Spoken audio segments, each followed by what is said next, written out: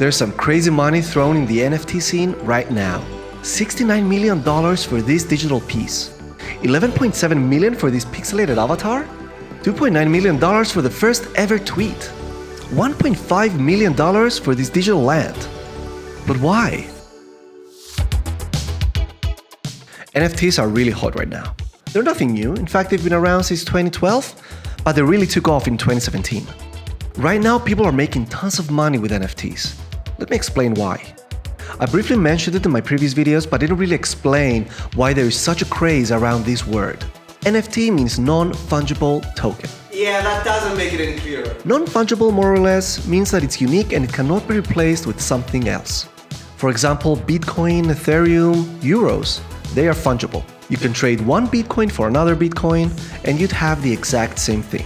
A one-of-a-kind trading card, however, is non-fungible. If you trade one baseball card with one Pokemon card, for example, you will have a completely different thing. What is actually an NFT? An NFT is a unique token living on the blockchain that represents some data. This data can either be an image, a video, a document, a gaming item, or even digital land.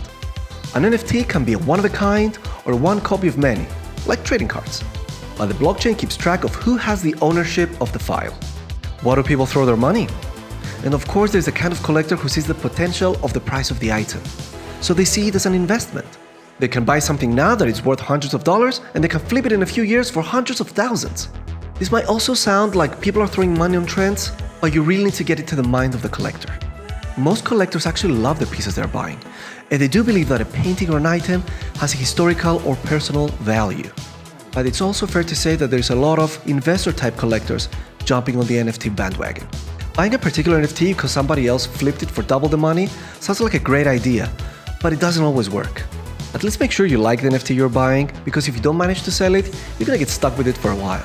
But beyond the animated memes and the pixelated plots of land, we need to acknowledge the underlying potential of the NFTs.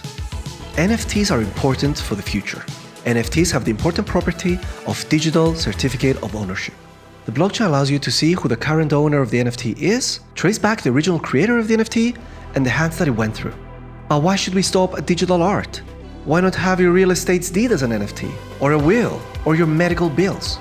I'm not saying we should cancel paperwork, but NFTs and physical documents can and should coexist. The blockchain will allow these documents to have another layer of security, accessibility, and transparency.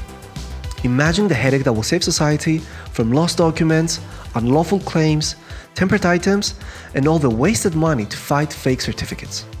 The blockchain is here to stay, but it won't completely take over or replace society as we know it. It just introduces a better solution to particular cases. NFT is the answer to true ownership, and it's important to accept it as soon as possible.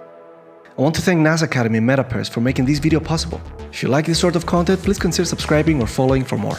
Join me in this incredible journey of cryptos and NFTs for the next couple of months. Please make sure you use the hashtags below and check out my fellow classmates.